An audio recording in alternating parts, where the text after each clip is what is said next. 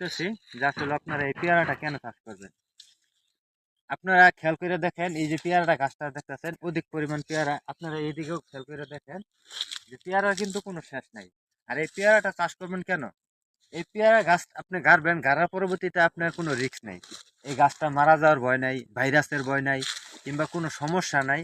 এই কারণে আপনারা এই পেয়ারা গাছটা চাষ করবেন। কারণ আপনারা খেয়াল করে দেখেন, এই পেয়ারা গাছটাতে কিন্তু একমাত্র ওষুধ একদম কম লাগে। এই কারণে আপনাদের বলছি যে আপনারা এইরকম কইরা পেয়ারা চাষ করতে পারেন। কারণ পেয়ারার মধ্যে কিন্তু আপনাদের কোনো রোগ জীবাণু কম হয়। কারণ এই যে দেখেন, যে এরকম ছোট হয়, এই ছোট কারণে এই পলি দেওয়া হয়। এই পলি দেওয়ার কারণে এইটার মধ্যে কোনো বিষ মেডিসিন কিংবা কোনো কিছু লাগতেছে না।